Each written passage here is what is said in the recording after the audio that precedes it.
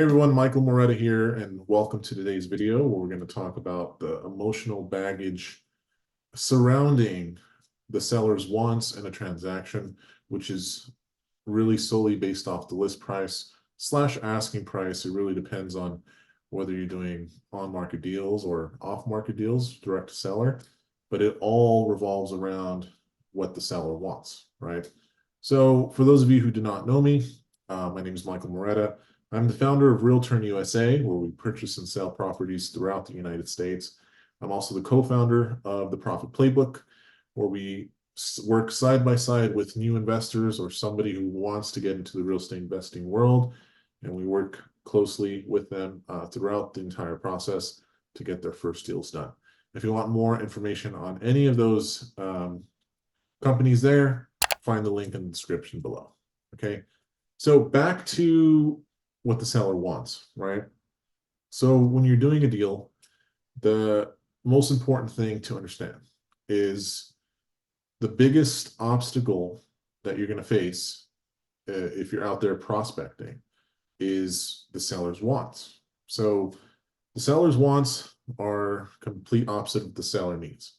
We all know what the seller needs, right? If you're dealing with pre-foreclosure, the seller needs to sell their house before the bank takes it away. If you're dealing with a divorce, they have to sell and split the assets and whatnot, right? So we all know what the seller needs, right? But it's the seller's wants that are going to be the most critical and biggest obstacle that you're going to face when acquiring properties, right?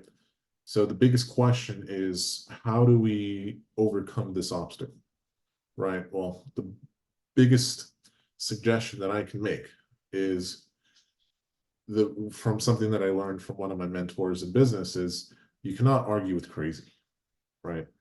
And what I mean by that is you cannot argue against something that's solely based off emotion, right? So there's this really good book by Daniel Kahneman, right? And it's called Thinking Fast and Slow. And the biggest point of this book is that us as human beings, we have two schools of thought. We have the fast emotional brain, something that we've always had as a human being species, right? Something that's the most primal part of us. And then we have the slow logical brain, which was developed throughout years and years of evolution, right? So every human being out there makes their decisions solely based off emotion, off the fast primal brain. And then we use the logic to justify that emotional decision that we made. So even the most logical people that you know, they still make their decisions emotionally, right? They just use their logic to justify it. So how does this apply to sellers and what they're looking for in terms of an offer? So you might have run across this many times where you're comping a deal. It's clear that the property is worth $500,000, but for some reason, the seller wants $1 million for it, right?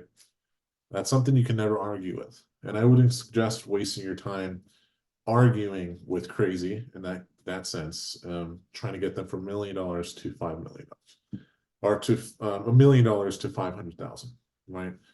That's a battle you're never going to win. You're better off moving on to the next deal. But occasionally you'll see that the property is worth 500,000, but they want 700,000, right? This is something a little more doable, of course. And this is where we have to come at the property, approach it through the seller's perspective, right? We all know that they're wanting 700,000 is definitely an emotional decision, right? It's irrelevant in terms of what works or what doesn't, right? It's irrelevant in terms of what the comps are, right? So the last thing we want to do is go to the seller and say, look, the property is worth 500,000. We have comp number 1, comp number 2, comp number 3. They all sold for around 500,000. So this is why I can't give you 700,000. That's not going to do you any good, because to them, everything that you just told them is completely irrelevant, right? You gave them logical explanation on why their property is not worth 700,000 instead of approaching it emotionally, right? So one of the biggest things that I suggest that every investor, wholesaler, fix and flipper gets, I guess, better at is emotional intelligence, right? We have to learn how to approach things emotionally. We have to sympathize with why they want 700,000. So instead of coming at them with a logical explanation of the comps and the CMAs and everything like that, come at them with sympathy on why they want such a number, right? From there, we have to get on their side, right? We have to agree with them, right? This might have been their childhood home, and that's amazing, right? From there, once we get on their side, that's when we get to steer their emotional brain towards the satisfaction of the next chapter in life, right? We have to sell them more than just the price. And for those of you who hate sales, I hate to break it to you, but this is a sales business. Every business in the world has sales built into it to some degree, right? We're not selling products in this business, but what are we selling? We're selling a number to the seller in which we can get the property for and then make a profit from, right? But in this case, if you're dealing with emotion and talking to sellers or realtors or whoever you're talking to, we have to get on their side first, and we have to sell the feelings of moving on, right? What's the next chapter in your life, right? What do you want to do with all this money when you sell the property? What are your plans, right? This is way more effective than coming at them with numbers and facts and everything like that, right? Because at least this way, you can't sell features, right? When you're selling a car, you cannot sell the turbo speed, the cylinders, the car, the air conditioning. You can't sell any of that. The only thing you can sell is why you're buying the car, the feeling of buying the car, right? When we buy a car, it's all emotional too. When we sell a house, it's all emotional as well. So when approaching the seller and trying to get them down in price, one of the biggest things that you should be doing is learning how to emotionally sympathize with the seller or the realtor, whoever you're speaking with, getting on their side, making sure that they understand that both of you are on the same page, and then both of you can move from that page to your page and getting them down in price, right?